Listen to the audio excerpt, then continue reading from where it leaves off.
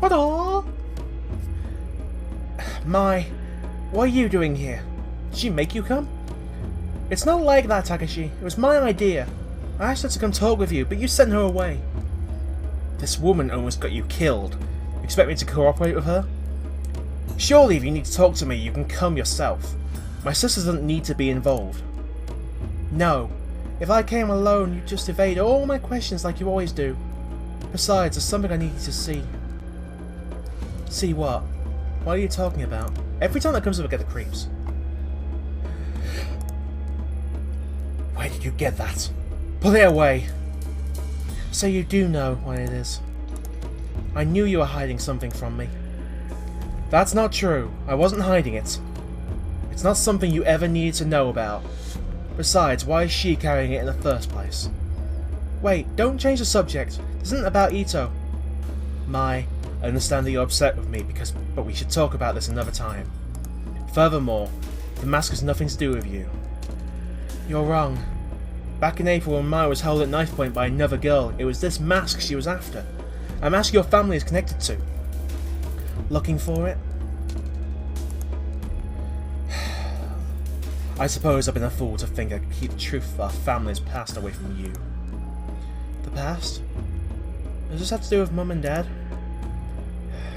Yes. And so much more.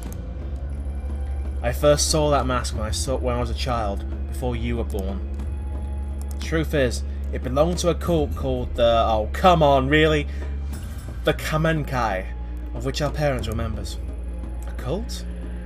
You're kidding. How'd your parents get mixed up in that? I know how it sounds. I find it hard to believe myself. They were a group led by a guru named Tokimasa? I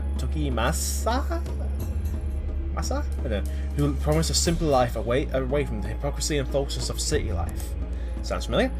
Our parents both had master's degrees, and my mother was on her way to earning her PhD. They chose to give up their lives and their careers to follow some mystic and live on a compound instead. Yeah, sounds familiar. The Kamenkai were one of many such groups back then. I was a child and didn't understand, but thinking about how our parents were deceived and what they put me and Mai through, it's unforgivable. The mask was on the compound, but for what purpose or what they believed it could do, I don't know. Do you think there are any members of the Kamenkai left who'd know? No. You see, there are no surviving members. They died. All of them. Including our parents. I'm sorry. I don't remember much about it. One night, Grandma came into the room where we were sleeping, saying we had to go. The compound was in the woods, so it was dark and I could barely see, but she kept charging forward with Mai in her arms and me dragging behind. When we were back in Tokyo several days later, Grandma told me that our parents were dead. She didn't seem sad. It was as if she expected it. The government censored much of what happened, so I was never able to learn how they died. Me and Grandma didn't speak of it, ignoring it as if my childhood and everything that happened in those woods was all a bad dream. If it weren't for her, we'd probably be dead with our parents, but ignoring it couldn't erase the anger I felt towards them. I wonder if they even cared what might happen to us. As a high schooler, I spent more time trying to find out about the Kamenkai than I did studying. I thought that if I could understand why my parents so willingly gave up their lives and abandoned us, I'd stop feeling so betrayed. But I was wrong. Nothing I found gave me any peace. Mum and Dad died as part of some cult? I don't believe it. It's true. I'm sorry I didn't tell you sooner. I guess that in hiding it from you I was able to hide away from my feelings as well. I think for Grandma it was too painful to talk about. I believe she took possession of the shrine in order to live a simpler life. We had to keep it secret. There's no way we could live a normal life with the stigma of the Kamenkai attached to us. I suppose keeping that secret hurt us both dearly. For me, pursuing kendo gave me some measure of control over my life again. But Grandma, who made a choice to leave her only daughter behind, she always seemed to carry the guilt of it with her. She started going out at night, babbling about how she was looking for Mum. When she'd come home, she would have a rotten stink on her clothes. I was too scared to confront her, so I tipped off the police. They found her wandering in the sewers holding nothing but the mask. Same one from the cult compound all those years before and the one you hold now. I was shocked when they gave it to me. I hadn't seen it for so long and all the unpleasant memories from my past came flooding back. That was when I decided to leave Kamakura. It's the only way I could move on in my life. That doesn't account for how the mask ended up with your grandmother in the first place. I don't know how she got it. It seemingly appeared out of thin air, or maybe someone gave it to her, she never said. I left the mask with her. It always made me feel uneasy. That strange aura about it. But wait, Grandma was looking for Mum in the sewers? I don't remember any of this. You were in the dorms at your school at the time. Grandma's strange behaviour was what part of why I insisted on you going to those private schools away from Kamakura. I couldn't drag you into the madness of our past. We parted ways without ever speaking of it, and she was much better by the time you returned to Kamakura. Detective, what exactly is it that you're looking for?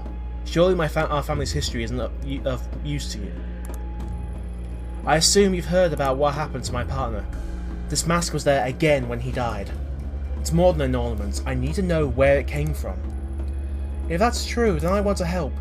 Your partner, he seemed like a nice person. No, Mai. You've helped plenty, but I have to do this on my own. Itō is right. I apologise for not telling you all this sooner, but you can't be involved in something so dangerous. I already thought I'd lost you that day at the shrine. I wouldn't forgive myself if something happened to you now. Alright. Thank you for finally telling me the truth, Takashi. I'll head back for now. I hope you remember that I'm your sister. I may not remember the same things you do, but we're still family. I'll see you guys later. Thank you for your help, Mai. You're right, Mai. I'll come visit you soon. It looks like she's gone. Mai's not here, there's no need to be coy. No doubt taking possession of that mask has taken its toll on you. Even in the brief time I was in contact with it, I felt an immense darkness behind it. I had such strange dreams and saw things I never would have dreamed up on my own. There was always an unusual air about it that I couldn't stand to be around. Maybe lying to Mai again makes me a hypocrite. All I know is I don't want her getting hurt. But like you said, I don't believe that mask is simply wooden paint, though I doubt anyone else would believe us. No one ever did, except for one man. On this street there's an old tea shop, perhaps you saw it on the way in. An old historian named Yasuhisa is there occasionally. He was the only one who ever acknowledged what I said about the mask as truth. If you're looking for information on the mask, he may be the best person to ask. I never pursued the topic with him, but I speak with him occasionally on other topics. His mind is a vault of valuable information. Hopefully he can shed some light on why it really is. I hope so. But please, Detective, be careful.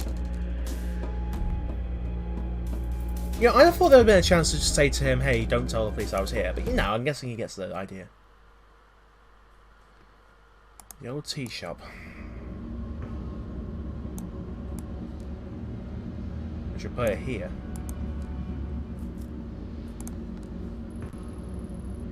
Inside is the interior, it doesn't look like so. Well, let's see how screwed up this gets.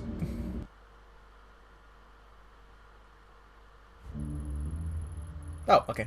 That works. I was expecting something worse. Welcome! Come in! Do sit down. No need to be so formal and stern like a statue. How can I help you? Are you Yasuhisa? Takeshi told me to come speak with you. Oh, and how is Mr. Kawana? Still as prickly as ever, I suppose? I've always found him to be wise beyond his years, though perhaps not by choice. I digress. My apologies if there's the quirks that come with old age, you know. What does Mr. Kawana think I can help you with? I'm looking into a few things related to the Kamenkai the group's family got mixed up in. Ah, a more difficult answer than you might expect. You see, there are two groups that share that name. The first, as you know, is the religious group formed by the guru, Tokemasa. The second is an ancient order, over 1,000 years old. Fucking hell. Every time that comes up, I get like a cold shiver down my arm. What's that you're holding? I was told it's related to the Kamenkai. The newer one. Now you could tell me about it. Ah, that explains many things, child. The far-off look in your eyes, for one. I imagine you have many, many questions. Masks are interesting, are they not? They are meant to be a disguise, and yet a mask cannot lie or contort itself to hide the truth. In that sense, it is the mask that is more truthful than the human faces we hide underneath them. I wonder how you came to be in possession of an object with such a dark history. I think it might be related to a missing person, but I don't know anything about it beyond that. Ah, but that itself is the essence of history! Layers upon layers of personal connections that are continuously peeled back to their roots. Relics like this, the one you hold, often take unusual routes to where they end up. Relic? If it's from the Kamenkai cult from the 90s, then I hardly call it a relic. Misguided and deceptive as he was, Tokimasa was no fool. In order to gain new followers, he needed to give his cult historical legitimacy. He collected obscure objects and gave them new meanings that he could control in order to manipulate his followers. The mask was what he chose, along with the name of the group that created it. Interesting, isn't it? Yeah, I guess so. Only, I guess I was hoping you could tell me some other things about it. For instance? Like why, now that I'm about to say it out loud, it sounds silly. I'm sorry I bothered you. Don't be silly, you wonder. For example, why holding the mask seems to take you to another place. Or perhaps why you can see visions that don't seem real. Why you feel a strong will exerting itself on you. Oh yes, I know all about those things too. How could he know about that? When Tokimasa was in possession of it, he believed it showed to him a path to the realm of the gods. He wrote extensively on the subject. Though, unlike most, I don't discount such phenomena as the ravings of a madman when the phenomena repeats itself. Do you, too, look into the inky blackness and see familiar shapes in the shadows? Not shadows. I see and hear people who are supposed to be dead. I find things I couldn't possibly have found otherwise. Most interesting. Tell me, Detective. Oh, apologies. Do you mind if I call you that? I don't remember telling you I was a detective. My mistake. You must forgive me. A slip of the tongue. You don't exist. Oh, God, it's the same thing as the Collector. He's got the fuzziness about him. I believe it's the way you carry yourself. Determined investigators such as yourself have such a sense of purpose in their mannerisms, you see.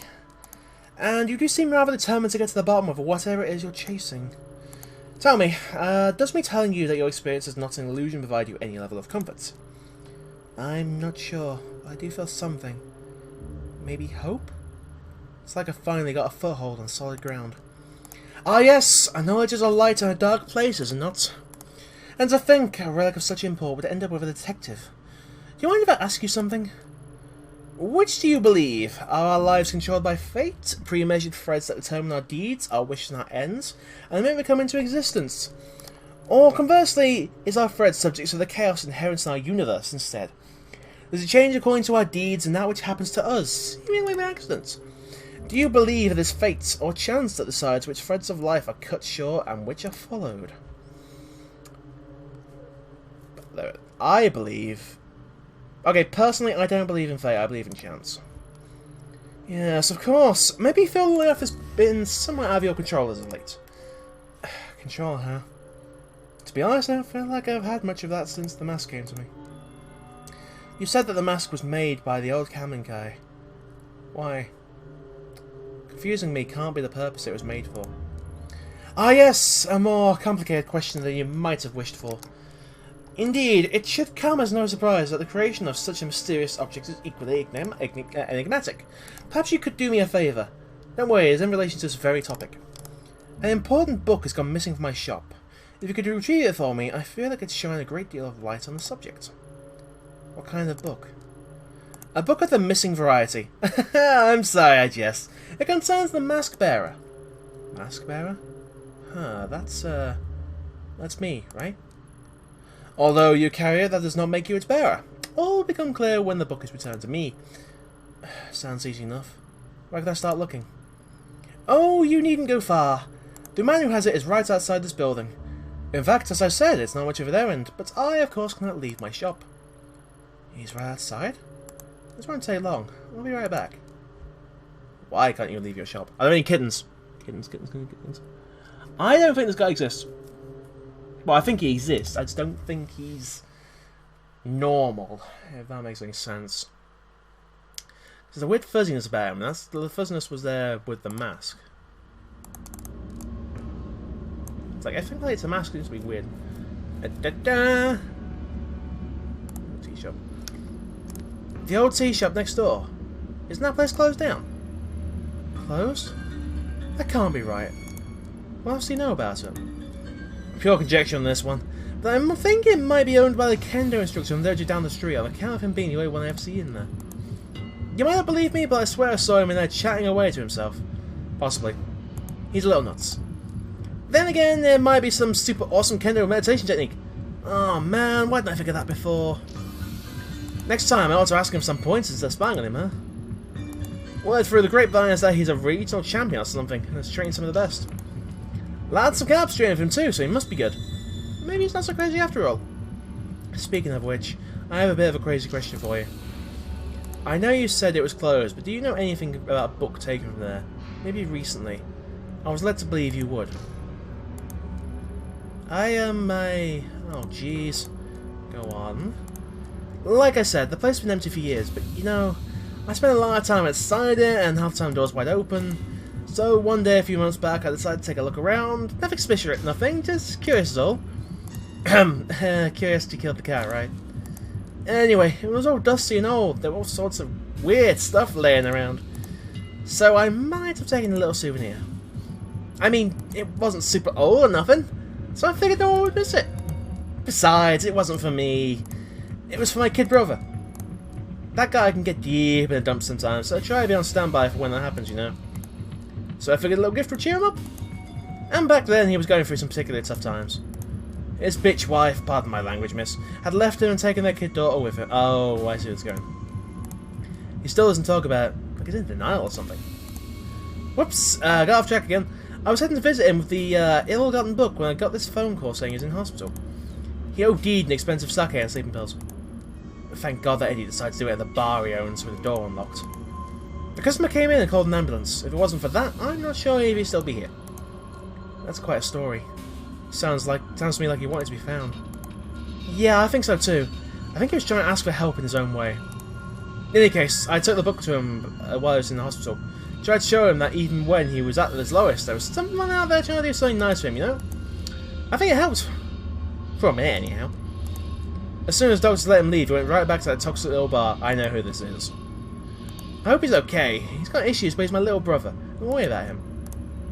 He's not been answering my phone calls lately.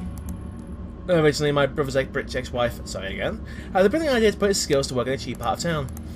Despite that, he's holding on to it with everything he's got. The place is slowly bankrupting him, but he won't let it go. All he has to do is sign some paper and move on, but he can't. Something about it as his claws sank deep into him. Whoops, I know this was. I've been trying to get him to join me in my business for years. He's a great chef and we can make a killing. Maybe it's not the same as owning a whole bar, but serving passers-by and getting some sunshine is good for the soul. Plus, food stand's doing really well abroad, I hear. Much better than wasting away in Shinjuku at any rate. Shinjuku? Yeah. A slimy little side street. Anyway, if that book is important to you, he's probably still got it at his place. You want the address?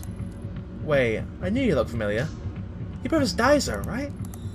You know him? Huh, small world. It's probably the smile on my face that threw you off. Tell him his brother Haruto says hi. While you're at it, tell him that takoyaki stands still a feature of cuisine, and to get his butt over here. I'll do that. Thanks for your help. Problem is, you're saying this is... Do I know a dead guy?